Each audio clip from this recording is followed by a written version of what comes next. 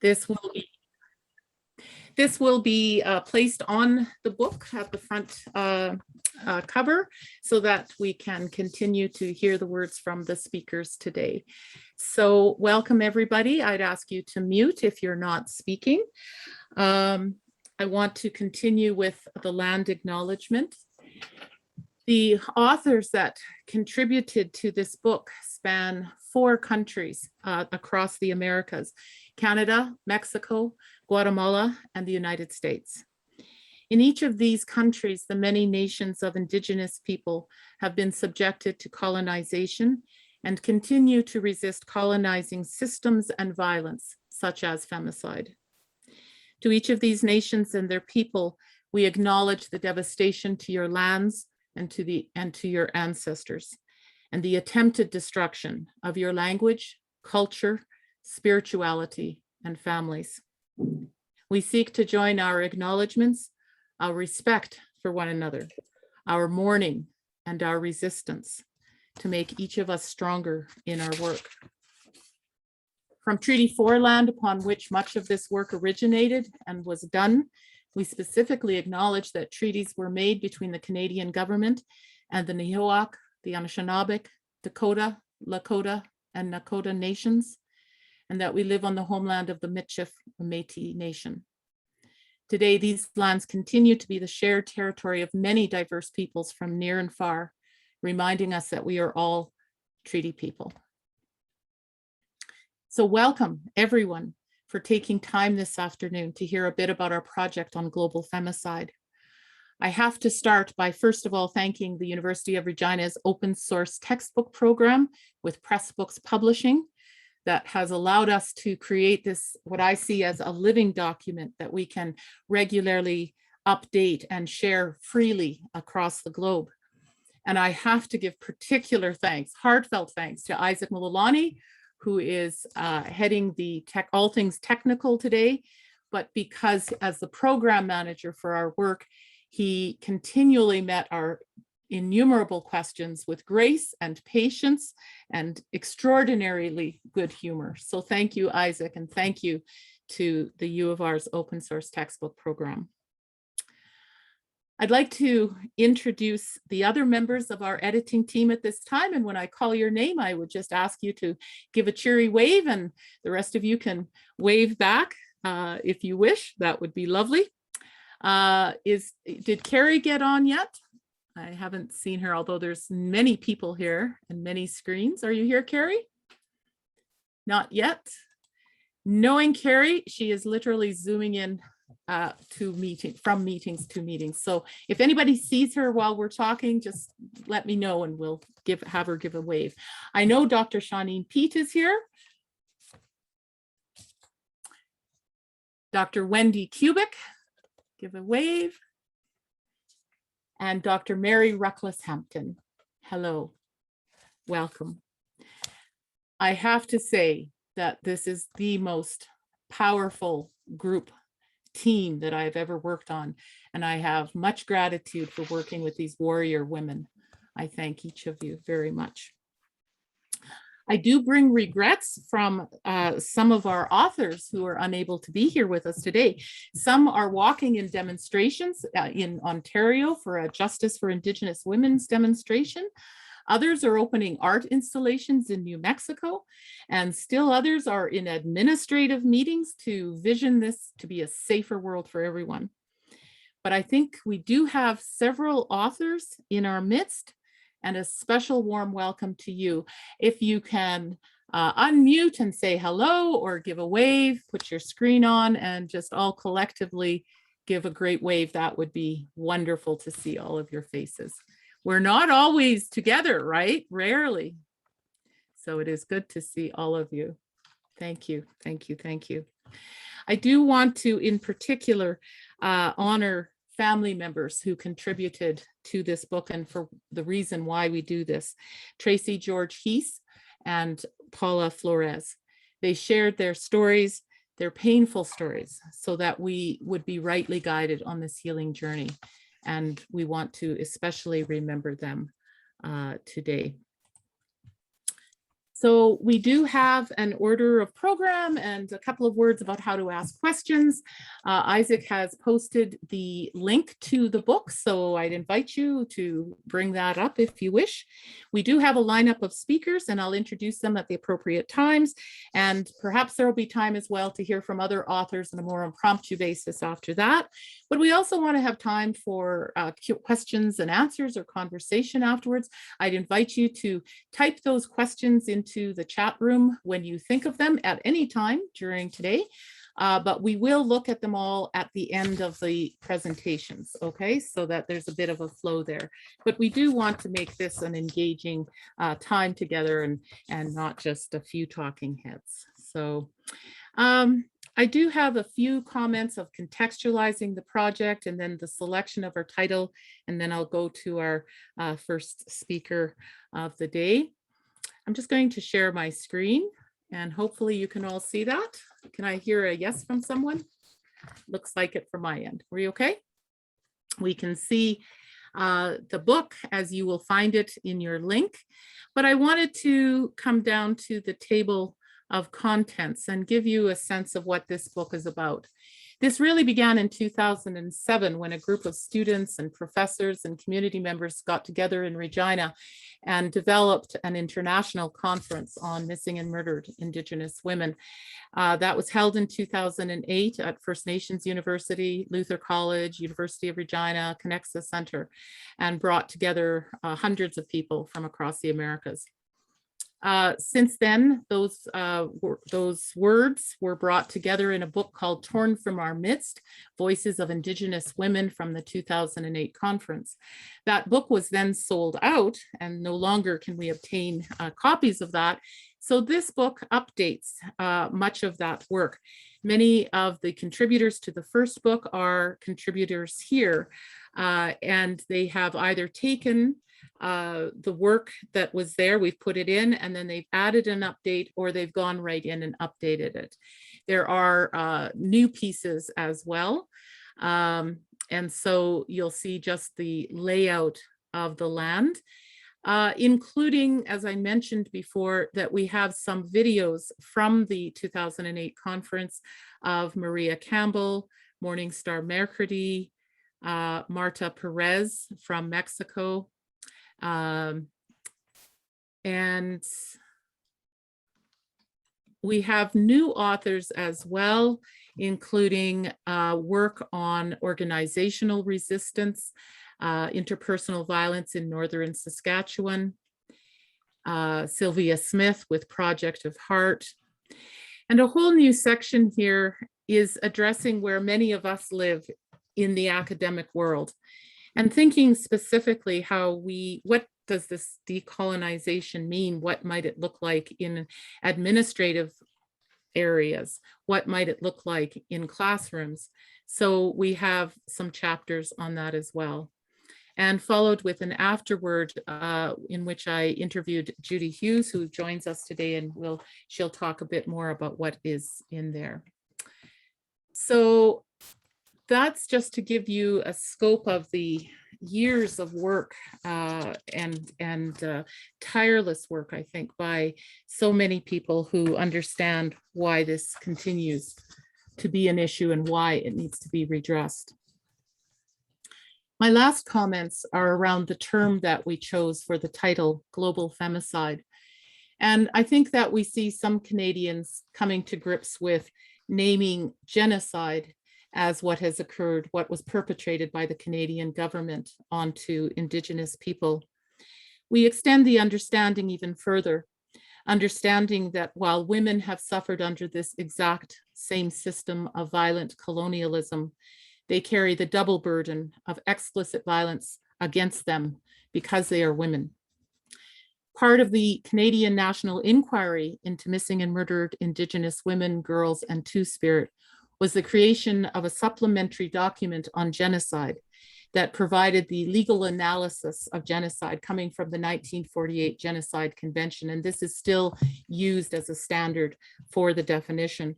I want to read that to you. And of course, the sobering uncovering of graves across Canada recently from residential schools has brought this to the foreground for many people. But this is the definition of genocide. Any of the following acts committed with intent to destroy, in whole or in part, a national, ethnical, racial, or religious group. As such, A, killing members of the group, B, causing serious bodily or mental harm to members of the group, C, deliberately inflicting on the group conditions of life calculated to bring about its physical destruction in whole or in part, D, imposing measures intended to prevent births within the group, and E, forcibly transferring children of the group to another group. So clearly we are of this ilk. In 2017, on Canada's National Day of Remembrance and Action on Violence Against Women, the Canadian Femicide Observatory for Justice and Accountability was launched. Taking cues from other countries already using the framework of femicide to describe murders specifically targeting women and girls, the observatory's mandate is to track femicide cases in Canada, research and respond to systems that make specific groups of women vulnerable to violence, and to provide that kind of networking framework that can affect public awareness and then social action. The basic definition of femicide used by the observatory actually comes from a 2012 United Nations Symposium on Femicide, which stated the murder of women by men motivated by hatred, contempt, pleasure, or a sense of ownership of women, as well as stating that it is the misogynistic killings of women by men. So as readers will see throughout this book, the term is used in specific contexts to describe a range of violent actions against women. But in all of these, the common denominator is that the reason behind the murder is because the victim is female and because she is perceived to be Indigenous. So that's the lens through which we invited authors to speak to their experiences and their expertise. So those are my opening comments, and I would like to now introduce Shauneen Pete. We have much to be grateful for at the University of Regina for Dr. Pete.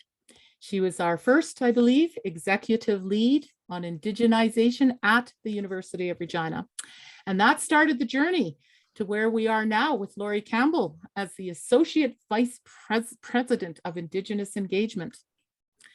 Shauneen has been part of this whole team from 2008. She was one of our co-facilitators at the 2008 conference, and she's now on our editorial team and contributing author for this book. Right now, lucky her, she is in Victoria at the University of Victoria, and I love the term, the title they have given is Indigenous Resurgence Coordinator. And that is what Shauneen is all about. So I will turn this over to you, Shauneen, please. Thank you so much, Brenda. And thank you to Elder Betty for opening us up today in a good way. Oh, goodness. Thinking back about where we've been since the early discussions in preparation for the conference, and then the first book, and then of course into this book, and thinking about what my role was. It seems like quite a long time ago. And actually, Maureen John Simpson was the first one. She was here for a year before I came in to the role as executive lead for Indigenization. And she's my cousin, so I'm gonna really emphasize that because I don't want her to get forgotten either.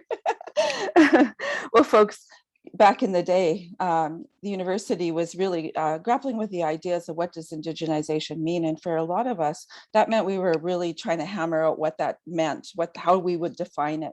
And we were really looking for the wholesale transformation of the university, not only in what we teach, but how we operate in terms of governance and our research and our student supports and all of those other things.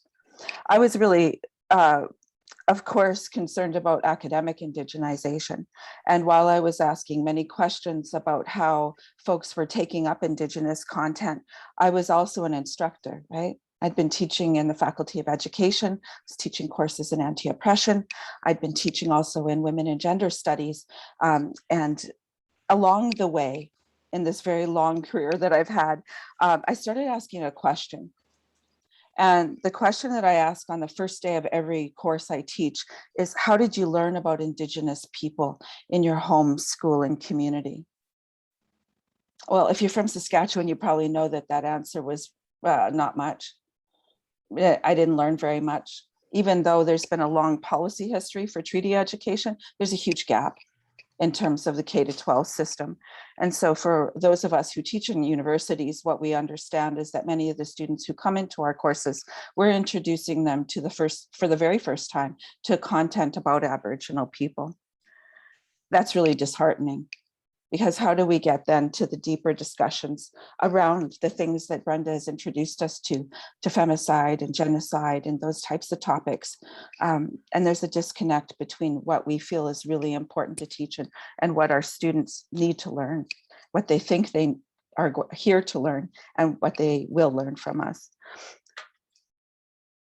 In my role as Indigenization lead, I worked with a number of partners across campus to address the focus on learning about Indigenous women and girls in particular, and organized a week of discussions and conversations associated with missing and murdered Indigenous women and girls in particular.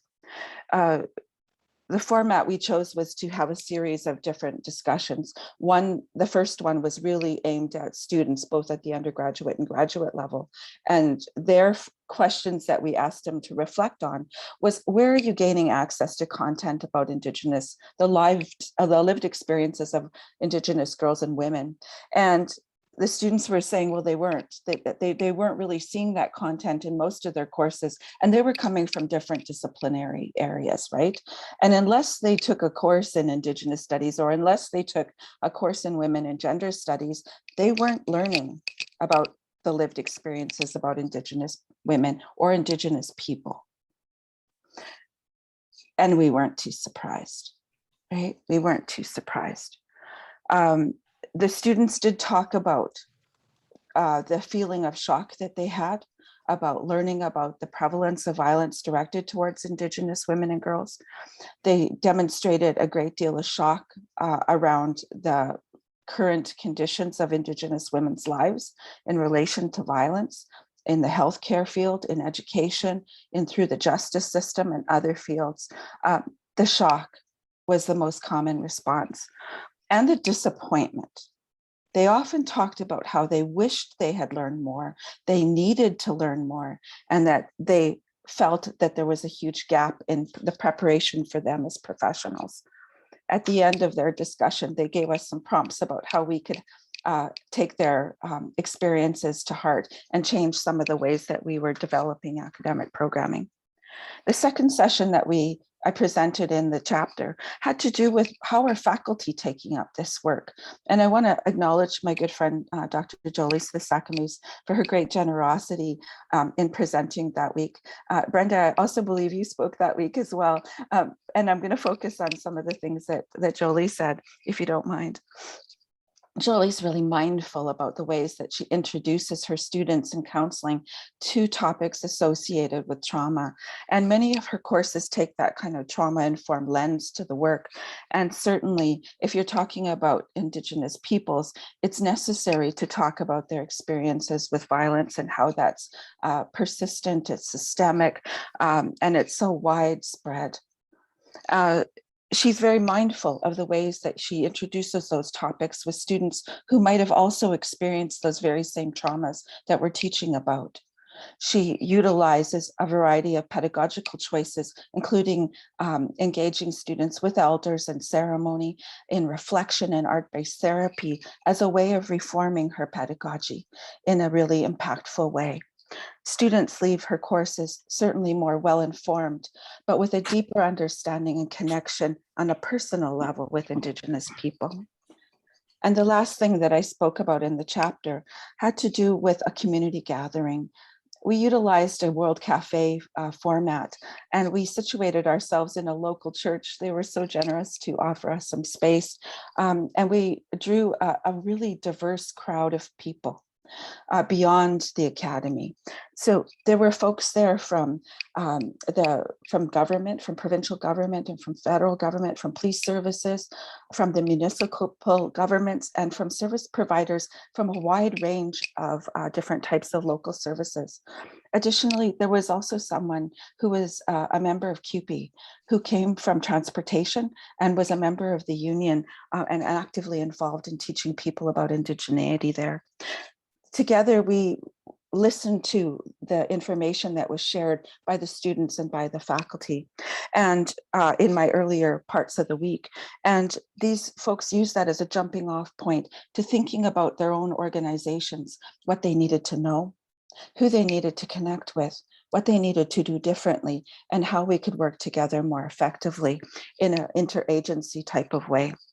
They came up with suggestions to address communications, policy, staffing, professional development. And at the end of the day, I was exhausted, but they were so creative. And I really walked away with a strong sense that this is not an issue that we're undertaking on our own. And it's certainly not an issue that just lies in the academy. It's something that's very much alive in our communities. And that gave me a lot of hope. It gave me a lot of hope because all of our lives are impacted by this issue. I just, in preparation, what's been hanging heavy on my head is my two friends who are impacted today by the loss of their daughters. Mackenzie Trache and Megan Gallagher are both missing and have been missing for some time. And I can't imagine what this feels like for their families and for their friends and for their extended families. And so for me, it can't ever just be work. It's not just about something we study or what we teach. It's intimately tied up in our lived experiences as settler and Indigenous people in this country. Back in the day when we had the conference and we did this event, I would have said that the answer would have been to move forward, would have been through anti-racism and anti-oppression, but that's not my answer today. Today, my answer is we really need to proactively move forward towards settler decolonization, because there's something really unhealthy, violent, and wrong about the ways that settlers have been socialized here in this country to dehumanize not only Indigenous people, but specifically Indigenous women and girls. So I'm working towards settler decolonization over here in Victoria, taking that really seriously and enacting that work in my teaching at the undergraduate and graduate level, enacting that work in my work I do with professors throughout the university, and enacting that work in my own faculty, modeling, demonstrating, providing a wide variety of resources. I think settler decolonization is the way for us to move forward, and we have to do that work more obviously and more proactively. Thank you for the opportunity to speak about the chapter, and I'll turn it back to Brenda. Thank you. Thank you, Shauneen, for speaking from the heart. I'd like to introduce Leonzo Barreno right now, who will speak next. Dr. Barreno has worked with this team in planning since the 2008 conference. He came to one of the meetings and said, I can speak Spanish. I will translate. And from then on, he has been a constant in my life anyway, teaching innumerable classes that I teach and guest lecturing. And he taught at the School of Journalism at the University of Regina. This was always a topic that he brought forward to his students, and now is at Mount Royal University in Calgary and in sociology, I believe. So congratulations on that fairly recent move.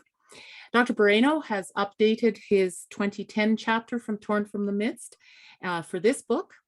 And I'd like to introduce him as a tireless and fearless advocate for women around the world. Thank you, Leonzo.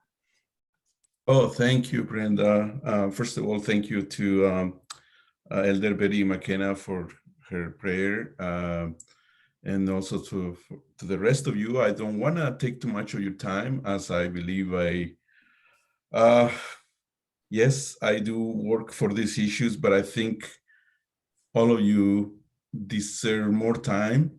And just after listening to Dr. Pete, I think, um, as males, we can be supporters, but we can never say that we can understand what you go through.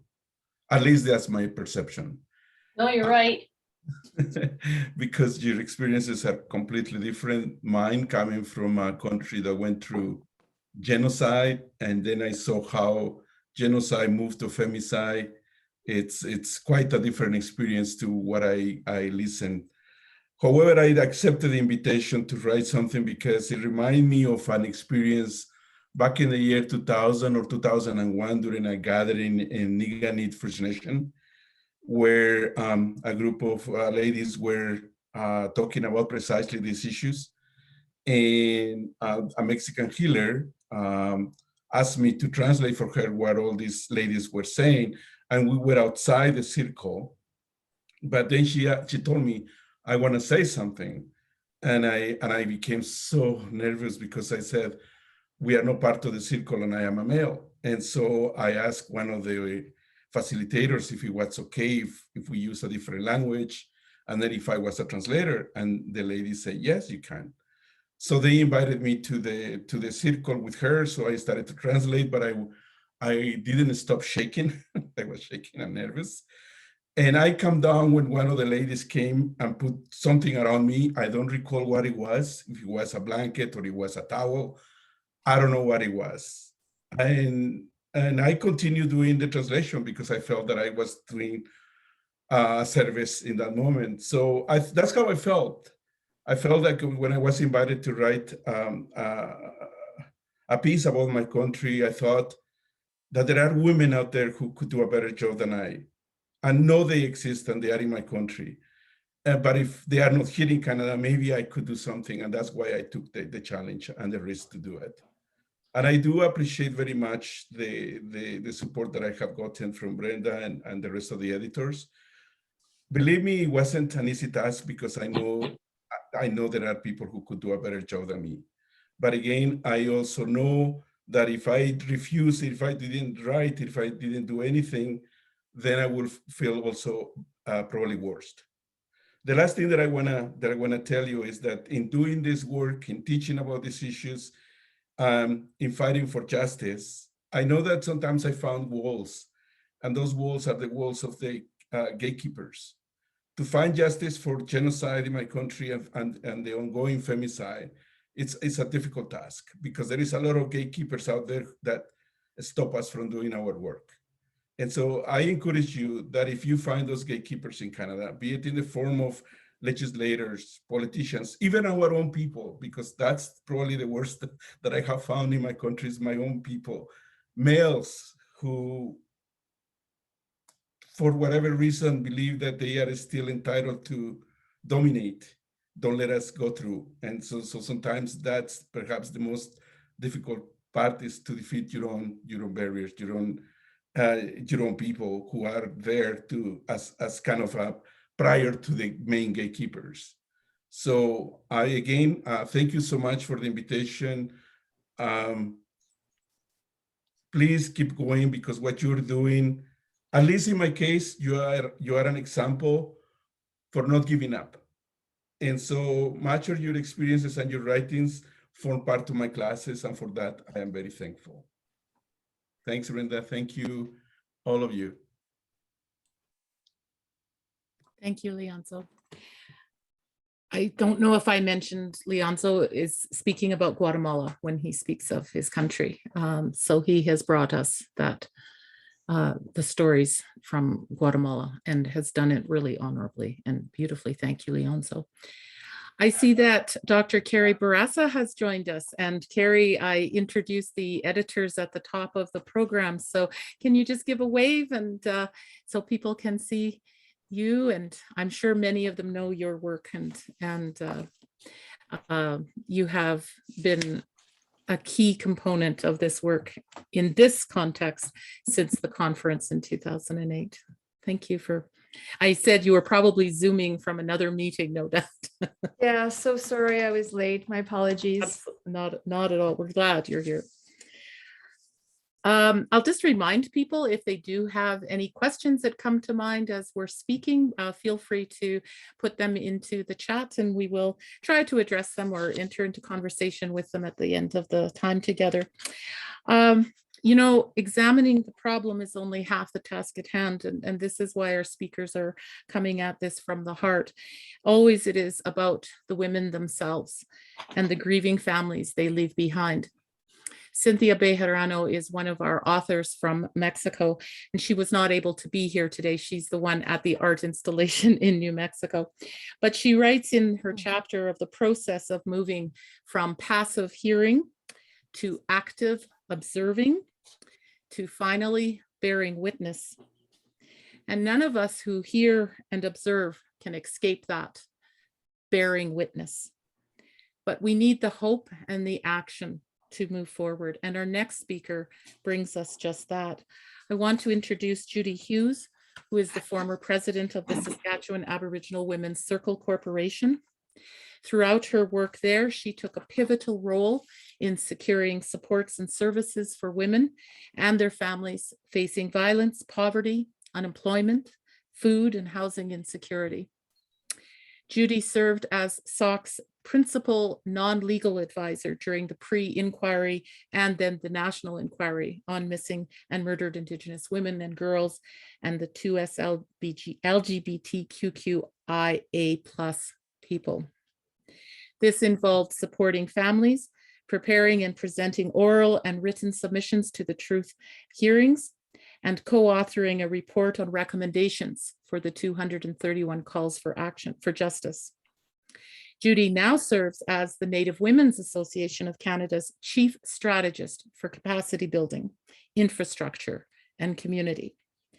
Judy contributed the NWAC Sisters in Spirit chapter to the 2010 book, Torn from Our Midst, and you can hear her, you can find her reflections again in the afterword where I interviewed her. We talked about the newest portion of her work. And that's what we've invited her to speak about today amongst us, is NWAC's newest project on resiliency lodges. So welcome, Judy. Where are you? There you are. I'm here. I will share my screen. Okay, thank you very much. First of all, I'd like to say just how glad I am to be here and on this Zoom and seeing a lot of old friends and colleagues and meeting new ones.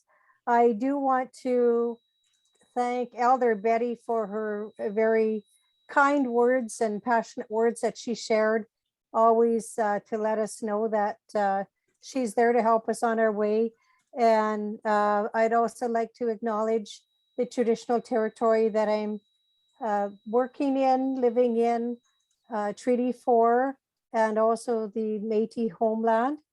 And I would also just like, for a way of introduction for those that don't know me, that I am a Métis knowledge holder and a bundle carrier. And also for those that do know me, that they know that I like to light fires under people and under things. I'm a woman of action. I don't like to sit around, as a number of you are out there that are on this particular Zoom that we're on.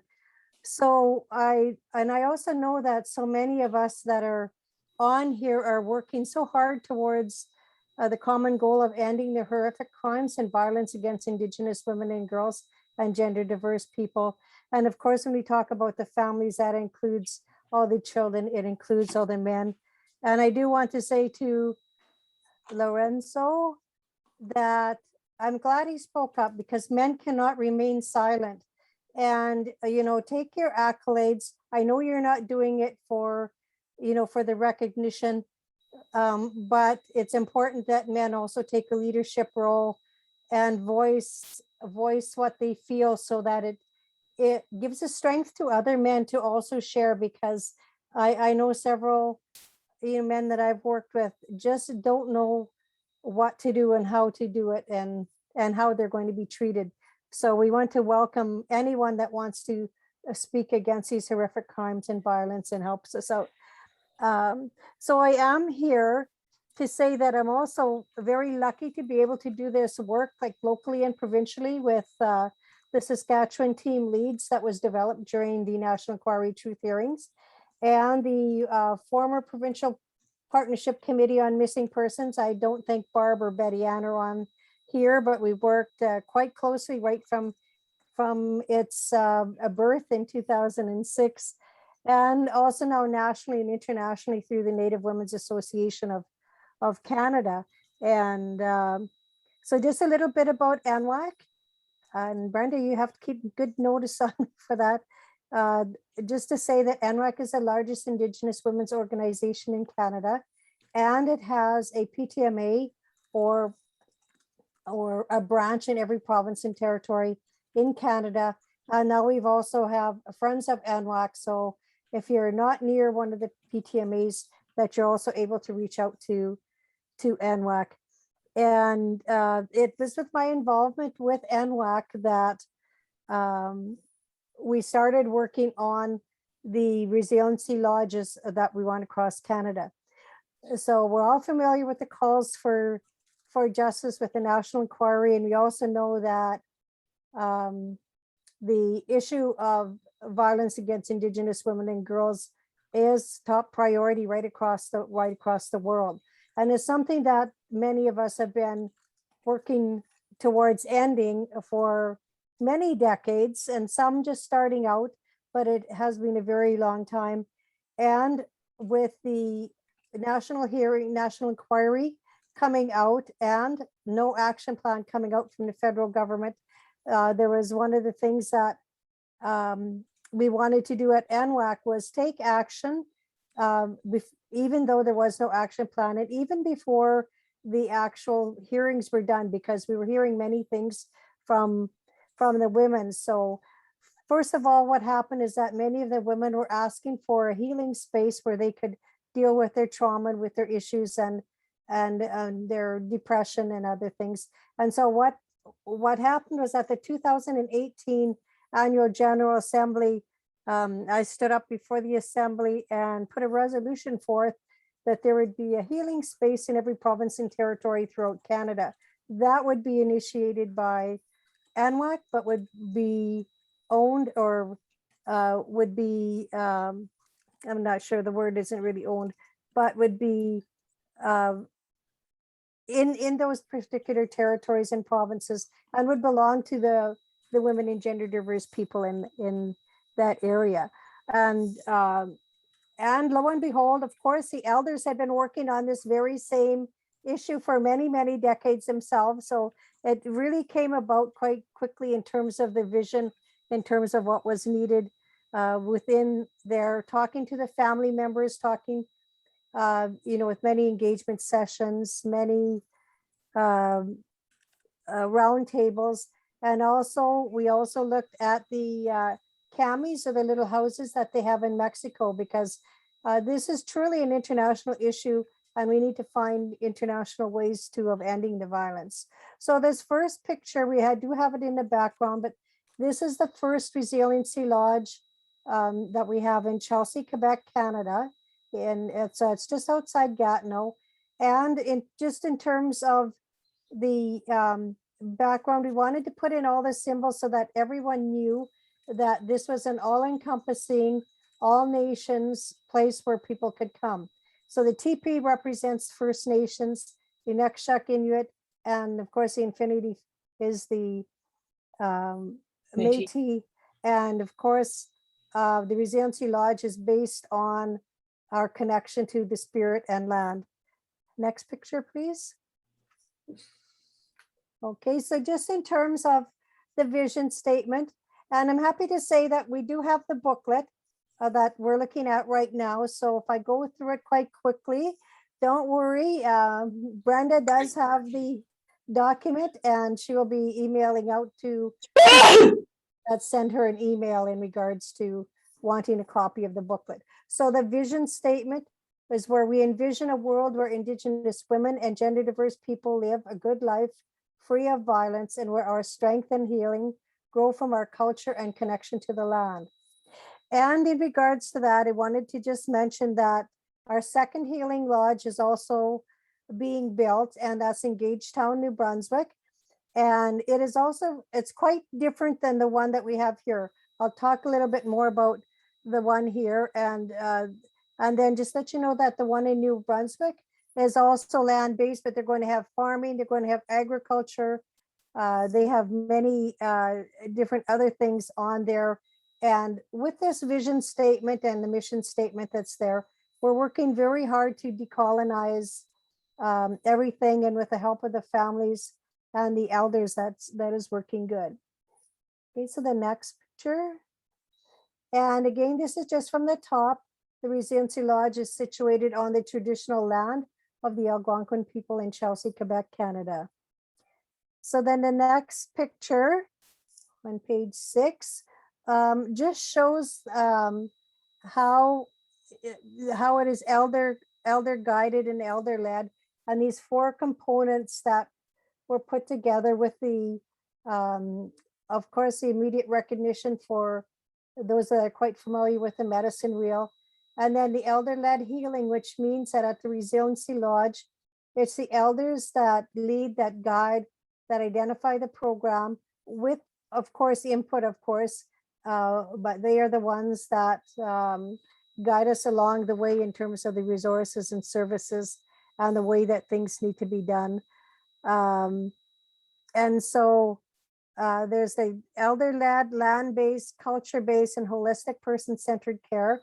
And what that means is that each guest, so we also changed the terminology, so we call them guests. So each guest shares their own personal development healing journey, whether it's outdoor experiences, medicine baths, ceremony, traditional cooking, creativity, language, one-on-one services with the elders, ongoing supports between the next in-person visit. So when they come to the lodge, which we've just been able to start coming back a little bit now, we had opened last year for a very short period of time, then had to close. And in between, we offer many online services. We have online support services by the elders. So we have 3 elders with 3 separate lines.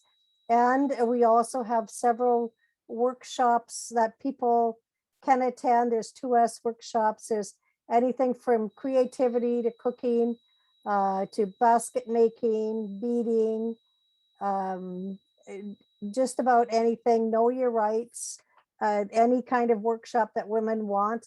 And we usually get anywhere between 50 and 200 participants. And they're now starting to come also from outside of Canada too. So this is part of the way that we do that. And then the next slide on page 7, I think it's the next one after that. Oh, 6, no, 7. Oh no, sorry. Whereabouts am I there? Oh, page 6 we're on. Or is that 8? I'm sorry, I can't see that, Brenda. It's too small for me. But that's okay. So this is one of the It's rooms. 8. It's 8. It's 8. Yeah. Okay. So this is one of the rooms that we have in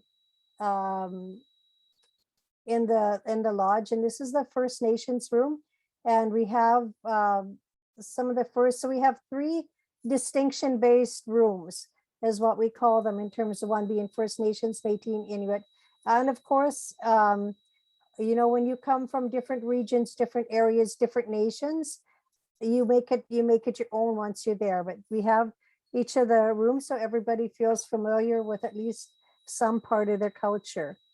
And so then the next pages, like the components, I mentioned some of these already, and you'll see some more in the booklet. So every component that I talked about is fully described in the booklet.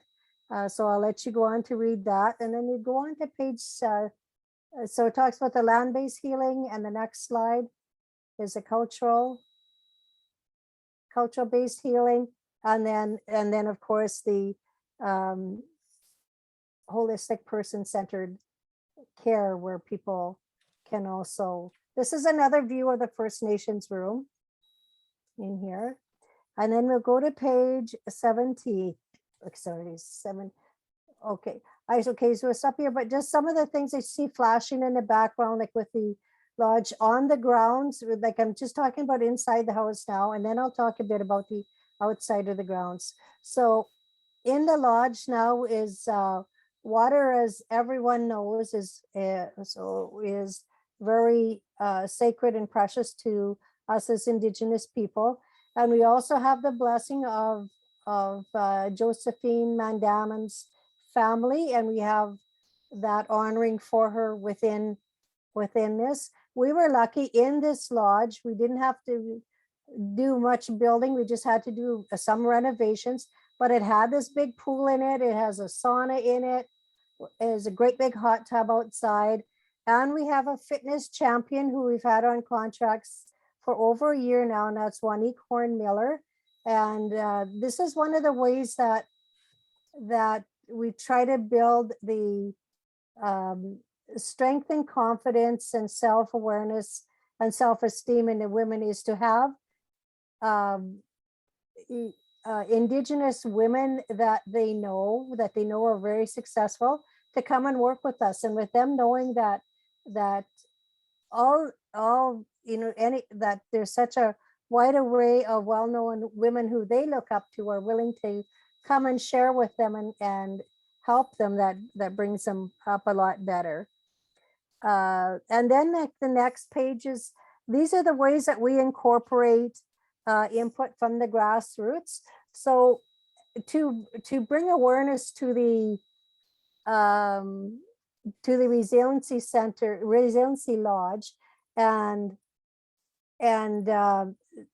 also to get more women interested, and also to build like the decolonization and stuff. So we had contests for the women. So one of them was to send in your homemade ribbon skirt. And so we got over 250 ribbon skirts, and this was the winner. Although we got all of them hanging out too, because they're all so beautiful. It was really hard to select and choose, but so this is one of them. And then the next one that, so that was one of them. And the other contest that we had was a cake making contest. And we got everything from chief's headdress to missing and murdered Indigenous women, you name it, we had it. And that last photo, I just wanted to say that we also have within the house, this is honoring in terms of residential schools. So we have different things in the house, like everything is, and everything has been handmade by Indigenous artists. Like we got Christy Belcourt, Lisa Shepherd, Jessica Summaries, some other very well-known artists who I can't think of, Inuit and First Nation artists that we also have within the house, within the lodge. And then also, if we go to page 21, we also have the MIWG, so Missing and Murdered Indigenous Women and Girls 2S commemoration. Oh, that's page 20. So we also incorporate by having the talking sticks, the sticks. And then here's one of the commemorations that we have on the outside of the grounds. And there's where you can have spirit walks. So when you go through the grounds, like this is one of the commemorations. And we also have an arbor that honors it. We have teepee, prospector tent, and then other areas which honor 2S and gender diverse people.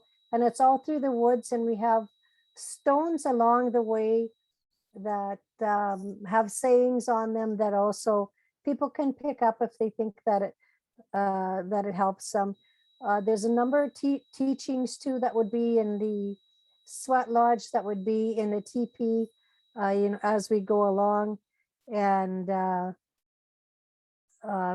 for people to be able to share. So then the inukshuk again, just to show that we're incorporating everyone that we can into it. And then the next picture, of course, again, is the spirit stick that you see on the outside, and also the dream catcher. And just to show how everything is interconnected. So everything in there has a specific purpose for being in there. This is one of the rooms that we have where people can relax and sit. And we have different things like the canoe at the top, and then of course the bear. And we've had several people come through it, and elders come through it, and they provided their advice to us too in terms of what we need to do in there. You can't see it, but on the wall on the left-hand side is the centennial fiddle that was carved and made by John Arcand, who's a famous fiddler from Saskatchewan and well known across the nations as well. So then if you could go to page 25. Now this is the Métis room, and we also have the Métis spirit stick, and we have the sashes, moccasins made by Lisa Shepherd. And of course, there's a picture of John Arcand centennial fiddle, which we learned lots of different things from the people that were able to share some of their projects with us. And the next one that's very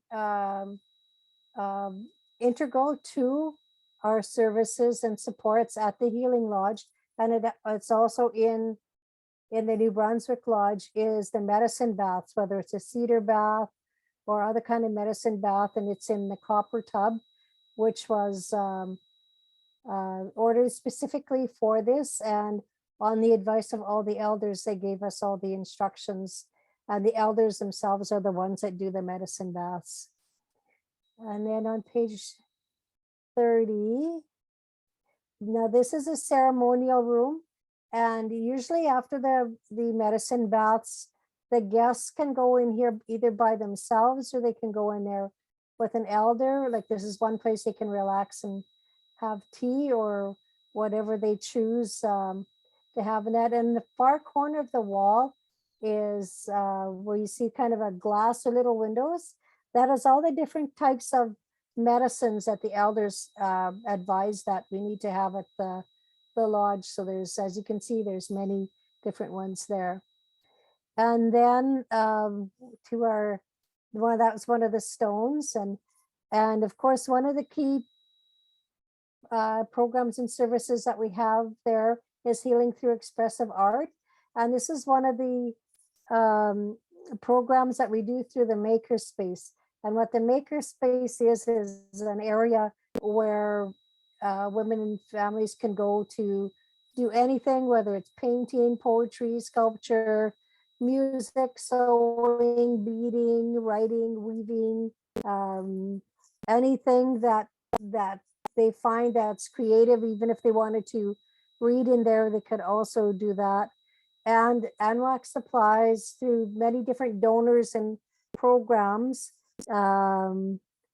supplies all the materials and things that we need. And then I wanted to mention that the programs aren't like, you just don't come to the lodge for a few days or a week and then go and be left on your own. What happens is that there's programs that the women will follow while they're away until their next visit comes up to the lodge. Plus they're able to access the toll-free elder support lines, and they're also can call anytime as well. So now this is part of the Makerspace, and now excuse me. So this is the greenhouse, and this is where we grow the traditional plants, herbs, and medicines, and quite a few different things go in there. And we have also one of the women that is quite knowledgeable in these Indigenous women, and she helps us with this, but this will be one of the things too that the women can tend to. And we hope to be able to start growing some of our own medicines so that it can be picked, and so that we don't, so that's one of the ways that we could get it. Then we have other things in the yard, like another commemoration for honoring her, and this is from the 4 directions, and it has it from baby to adult on that. Of course, we can only see 2, but that's where that is. And this is where the hummingbirds come the most, is to this particular site. And then just to close off, I know I've gone through it quite quickly. However, that there's many things that you'll also get the booklet, and you can also contact me if you have any questions.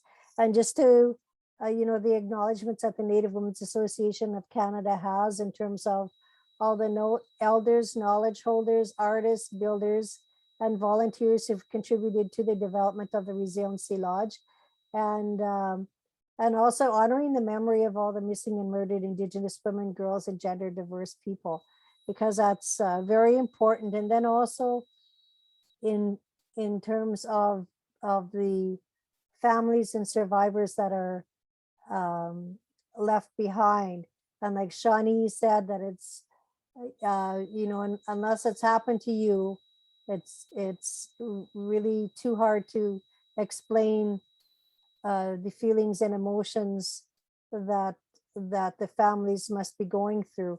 And I think we have to keep that in mind, like when we do this work, that it's something that all the families also provide the input for us, but we also need to let them know that we're there for them, and let them guide us in terms of the supports and resources that they need to try to get through this. And to, just a plea for those that are searching for their loved ones, if you have the opportunity to go on a search with them, just learning, what they do on a search, I think would help people understand a lot more what the families are going through. And there's still a lot of people that we're searching for, and not only in Saskatchewan, but right across Canada and across the world. And we just need to be vigilant in trying to find ways to change this, even if it's legislation, policy, whatever we can do in our own ways to try to make it a safer world for everyone. And I'll pass it back to our facilitator and host. And Thank you. thank you. Thank you so much, Judy. Sorry, I had a trigger happy. So sometimes I was going too fast and then I couldn't find the unmute. So anyway, thank you very much for guiding us through that amazing. I think the reason to bring up this work is to show that we're not still. People are working, and there are ways to contribute and places to do this work. That's just one of many, but it is one of the most valuable, because it's lending support to the families who have suffered such loss. I would like to invite any of the other authors who are here, if there's anything that you wish to contribute or mention, and then just to open it up for a general conversation, that would be fine. I know there are some of you there, and I didn't ask specifically, so it would be just sort of off the cuff, but I know that you may have ideas that came up since you listened to other people. So just a moment, if there is anyone who wishes to speak. If not, that's also fine. Brenda, it's Anne. Mary's going to go back to her room now, Okay. so she'd like to just say goodbye. You want to say goodbye? Bye, Mary. Thank you, darling. Thank you. Thanks, guys, for including us. Absolutely. Bye-bye. Bye, Mary. Bye-bye. Mary, at the time of the 2008 conference, was the provincial coordinator of Resolve that financed that conference, and she has been active before and after that. So we owe great gratitude to her. Is there anything that people want to add in general? Maybe a time for conversation or questions that we could direct.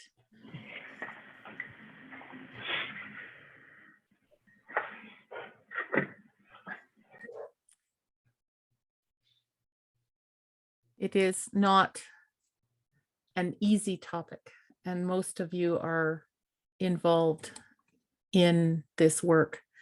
It's a chance for us to converse about it too.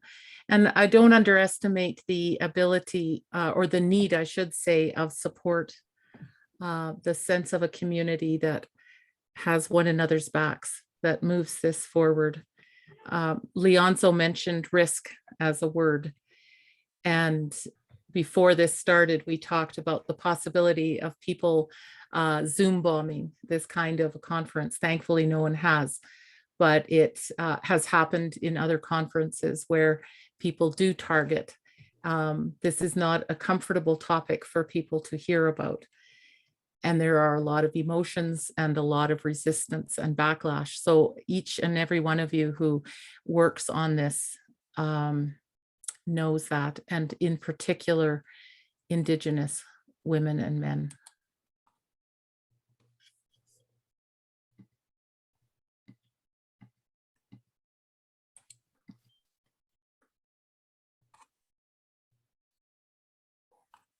Brenda, I would like to ask Leonzo how he thinks that we might be able to help him with his work. I think he left. He had to Oh, leave. did He he left a leave? message. Did he leave that?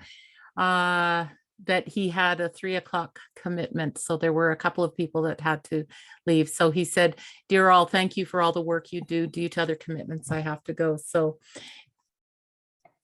Well, there's always email. good. Absolutely. Brenda, did Tracy make it?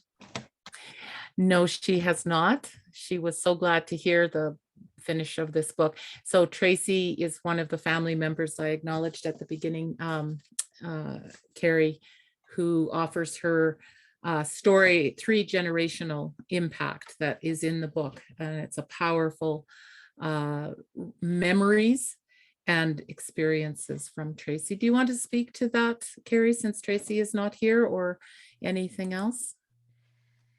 Yeah, I guess, I guess I don't mind doing that on our behalf, her behalf.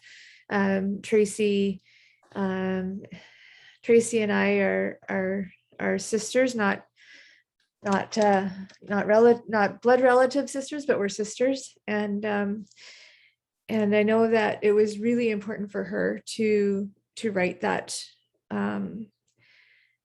chapter. It was profoundly personal, and I know that it took a lot for her to write that, but it was also something that was very healing for her and for her family.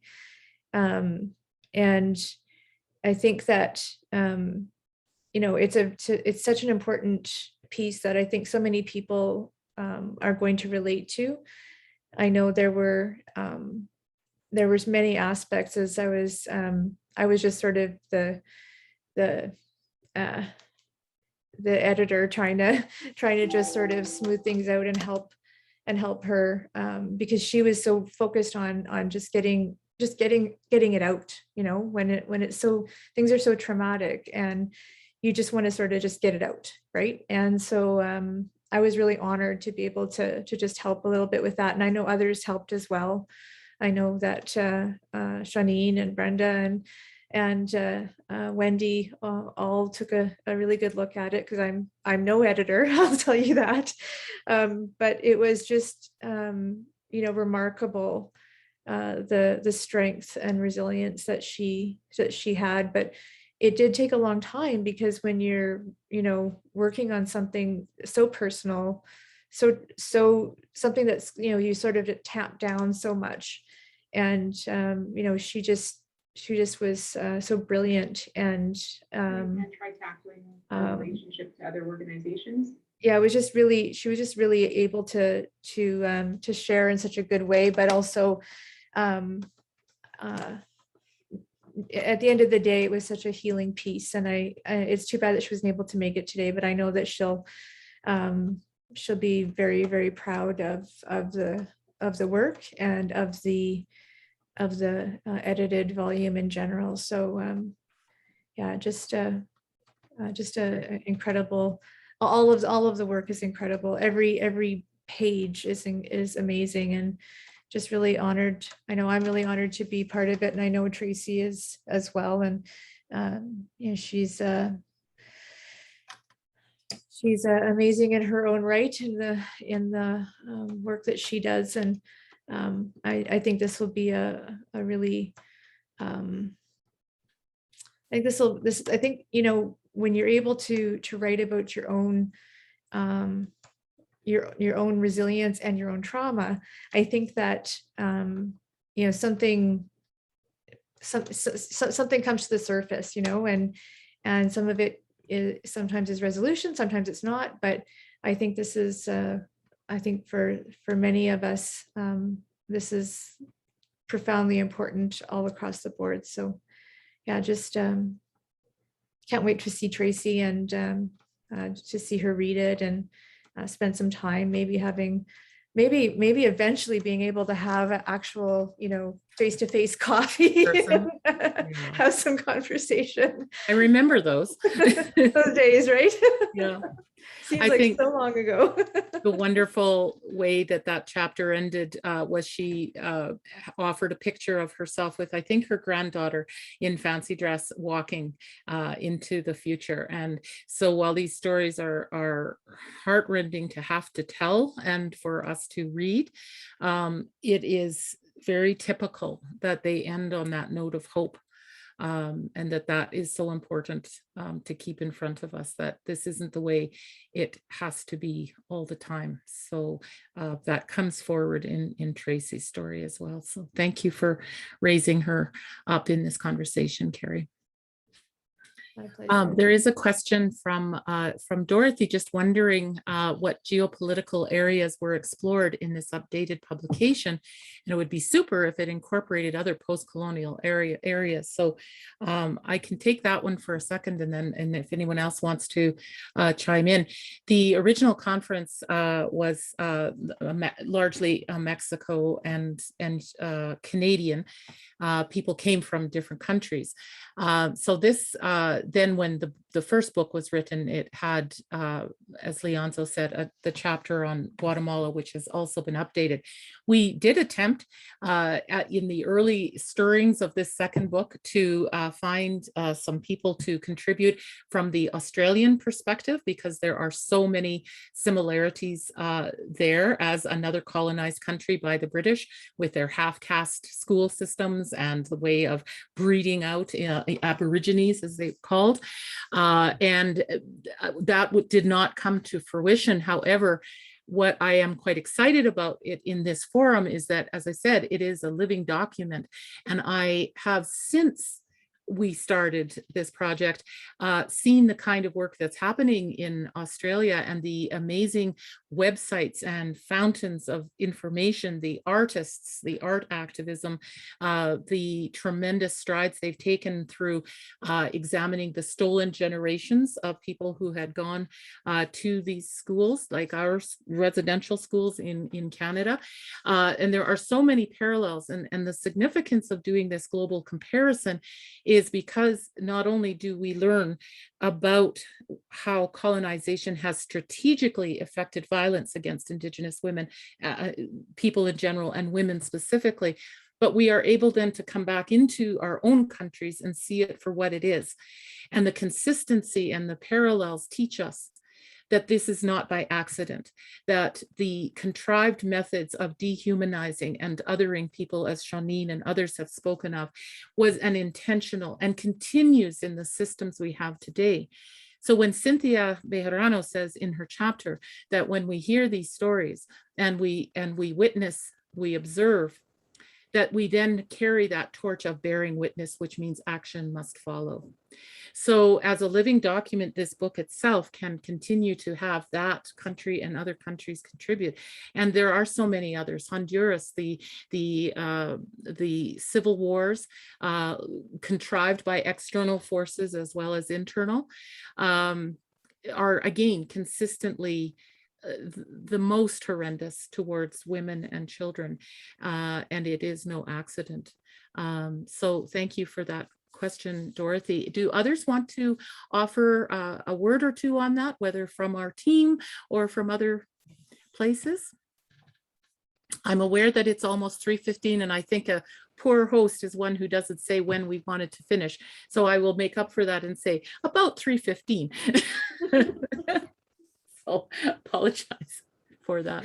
But if there is one more question or comment, we have time for that.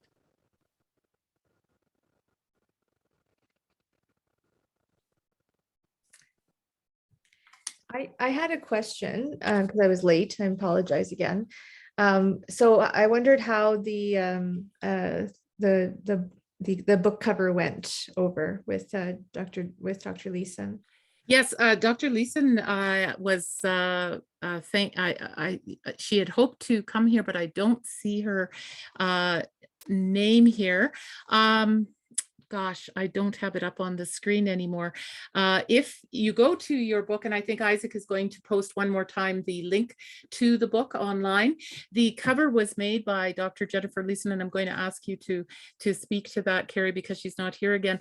But it was a work that had already existed, but our team really was compelled to select this piece. And what we're hoping to do is work with Jennifer to write a chapter on the role of art in her activism. This was a fairly significant component of our first book. In the second one, it is a smaller one. We have Sylvia Smith addressing the project of heart. But as Judy showed with the resiliency lodges, art opens up the heart and allows us to do some healing individually and collectively. So Jennifer's really spoke to us, and it was through you, Carrie, that we were able to secure her as our artist. Yeah, I was just wondering if it sort of did speak to people. And I mean, I thought it, we all thought that it was great, but I was just curious, if it did speak to others, and hoping that it did. I assumed that it would, but I was excited about it. Dr. Leeson is a wonderful artist as well, in addition to the work she does in maternal child health. So I was really sorry that I was late and missed it at the start. So we do have a curatorial notes in the book on the piece, so you can see the picture and then the notes to it. And I was intrigued when Judy mentioned the hummingbirds at the Resiliency Lodge, because that is featured on there and the meaningfulness of that to Jennifer as well. So I will leave that for people to explore in the book as well. I just wanted to mention too that I did a bit of work with Dr. Leeson on the maternity of child health, and surprise, surprise, we have the same great aunt. we were just shocked because I heard the name and right away I said that. So you never know when you're going to meet any of your relatives. That's right. And how important this work is. And how important it is too. So we talked more about that than about our relations than the project. But anyways, I mean, this is what happens though. It brings us all together in many different ways, and it's important that we're able to have those connections. And also like in terms of the what's the word? I think I'm getting a little bit of COVID brain here because I forget every once in a while. Like in terms of the piece that she did for the cover of the book, like in terms of all the different area things that she covered, I think it's right there, and it's very like it has, to me, like it had quite an impact, because you look at it and I can see so many different things in it, And it just shows to me that it's a coming up together, but it's also branching out to encompass people. Like, this is kind of how I was looking at it. And I didn't even know that Jennifer had done the piece. I just seen that piece there, and I thought it was such a marvelous thing, and it's very attracting. And I'd like to learn a bit more about, it's probably there, but I didn't read about what the artisan views were on her piece, but I'll read that afterwards. I like to get my own view first, and then for myself, and then read it. And then work on it. Thank you. Ooh. Thank you. I think that to honor how busy everyone is, that we'll come together for a great and sincere thank you to everyone, and a bit of a conclusion. Elder Betty wasn't able to stay with us, but I want to thank her again for starting us and lending prayers to the conversation today. I did want to end the day with words from an elder from Turtle Island, Elder Maria Campbell.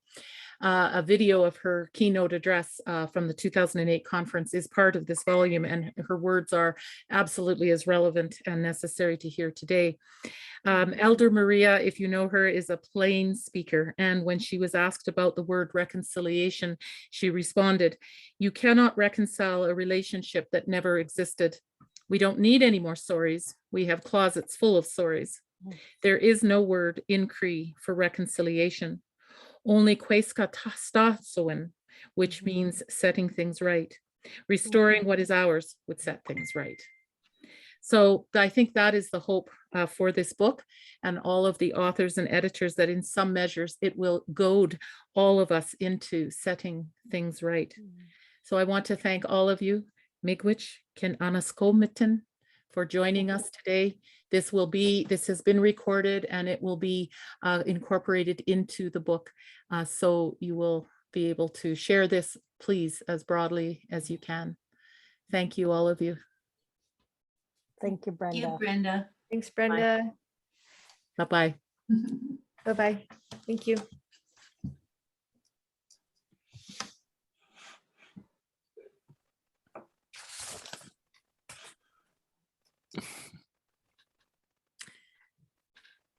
Thank you, Lara. I just saw your note to everyone.